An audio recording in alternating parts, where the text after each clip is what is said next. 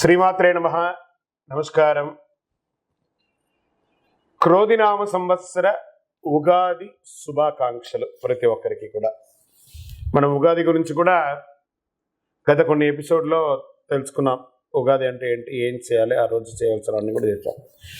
ఈ సంవత్సరం, ఈ క్రోధినామ సంవత్సరం ద్వాదశ రాశి ఫలితాలన్నీ కూడా మనం తెలుసుకోబోతున్నాం. ఈసారి మనం చెప్పబోయే రాశి ఫలితాలు ఒక సంవత్సర కాలానికి ఎలా ఉంటుందో ప్రతి రాశికి ఏ సబ్జెక్ట్ వాళ్ళకి ఆ సబ్జెక్ట్ వైజ్గా చెప్పుకుంటూ వచ్చామన్నమాట.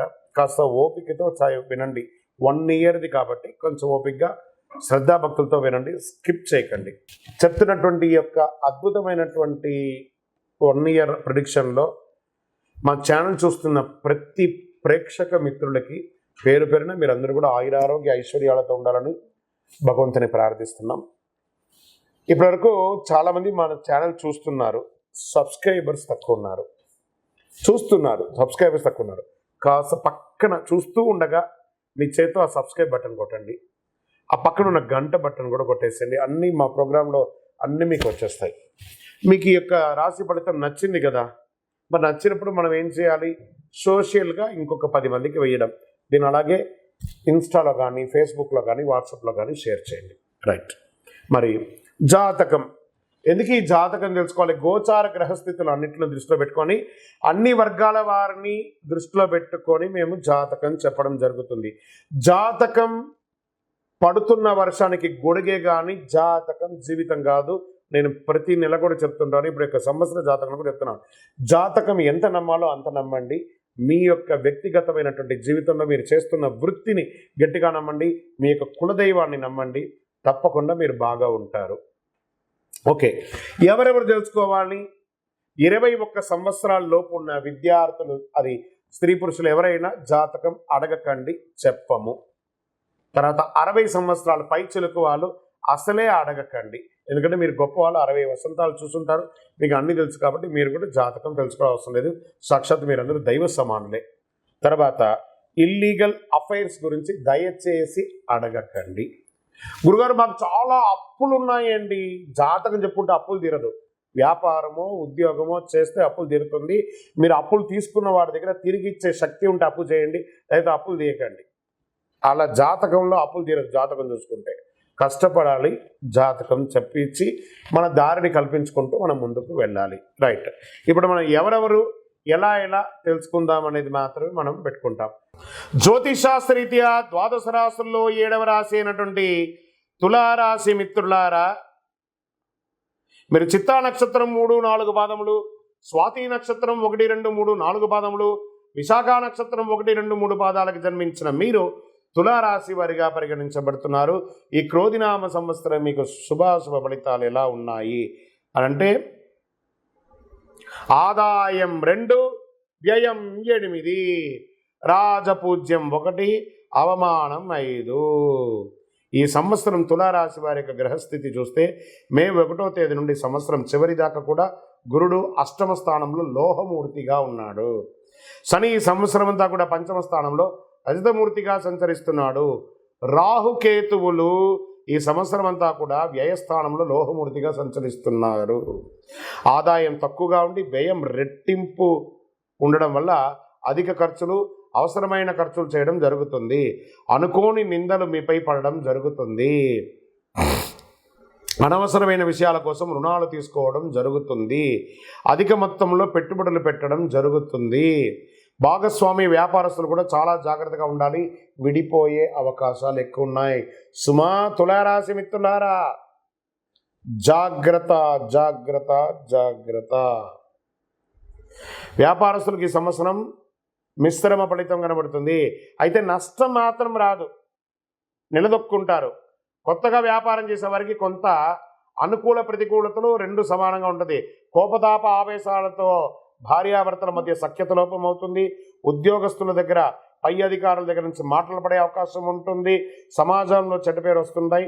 మీ నోరు అదుపులో ఉంచుకుంటే ప్రతిదీ మీ అదుపులో ఉంటుంది. మీకు సంబంధం లేని విషయాలు తలదూర్చకండి. గాసిప్స్ మాట్లాడకండి. మనుషుల గురించి వెనక మాట్లాడకండి.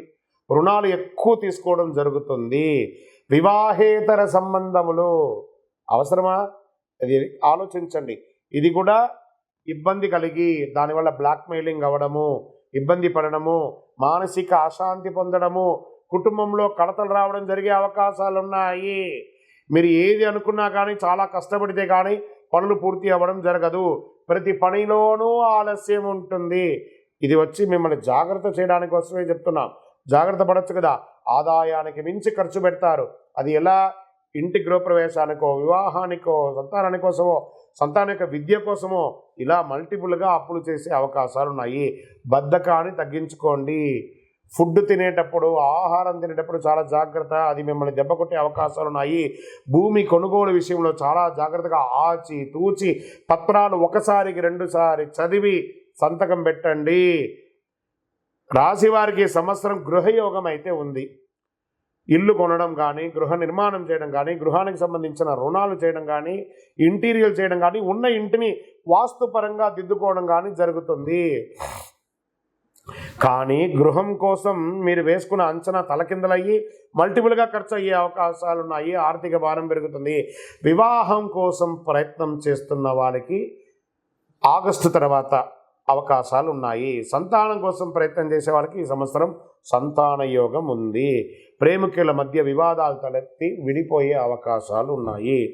ప్రభుత్వ ఉద్యోగం కోసం ప్రయత్నం చేసేవారు ఆచితూచి నిర్ణయాలు తీసుకోండి.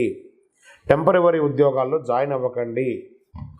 కోర్టు వ్యవహారాలు వాయిదా పడే అవకాశం ఉన్నాయి. సమ్ టైమ్స్, బాగా గుర్తుపెట్టుకోండి, సమ్ టైమ్స్ శిక్ష కూడా పడే అవకాశాలు ఉన్నాయి. ఆస్తుల వ్యవహారాల్లో కూడా పెద్దల సమక్షంలో పరిష్కరించుకుంటే మంచిది. విదేశీ ప్రయత్నాలు చేసే వారికి, విదేశాలకు ప్రయాణం చేయాలనుకున్న వారికి కొంత ప్రతికూలత వచ్చే అవకాశాలు ఉన్నాయి.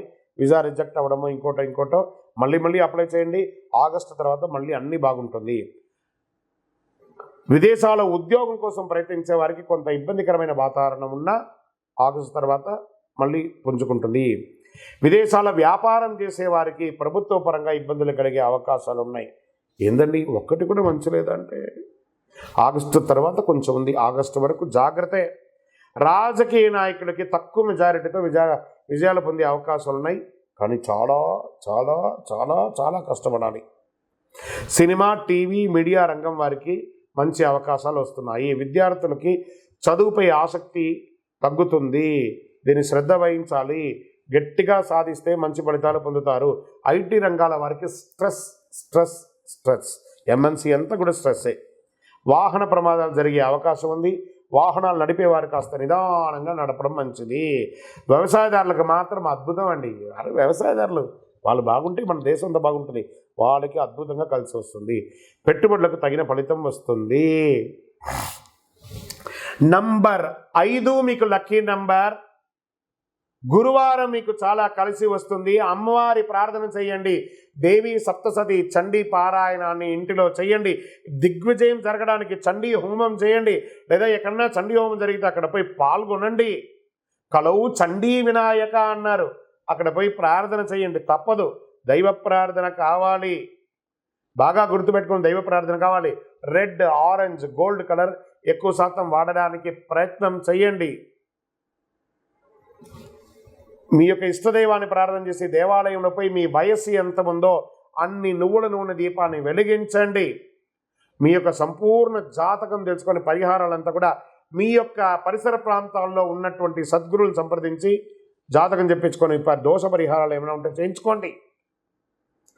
మా ద్వారా తెలుసుకోవాలనుకుంటే ఈ నెంబర్ ద్వారా మీ యొక్క పేరు, date of birth, time of birth, place of birth WhatsApp చేయండి. ఎందుకోసం తెలుసుకోవాలనుకుంటున్నారో అది కూడా తెలపండి. తప్పకుండా మీకు మేము సంప్రదిస్తాం. శుభాశిష్యులు. ఈ ద్వాదశ రాశి ఫలితాలన్నింటినీ చూస్తున్నటువంటి ప్రేక్షక మిత్రులారా, మీరందరూ కూడాను ఆయురారోగ్య ఐశ్వర్య భోగభాగ్యాలతో ఉండాలని అఖిలాండ కోటి బ్రహ్మాండ నాయకుడు శ్రీ ధర్మశాస్త్ర అయ్యప్ప స్వామి వారిని ప్రార్థిస్తున్నాము. మీరు తిరుపతికి వచ్చినప్పుడు మన అయ్యప్ప స్వామి వారి 18 అవతారముల దేవాలయం, అయ్యప్ప స్వామి వారి 18 అవతారాల దేవాలయాన్ని దర్శించుకోగలరు.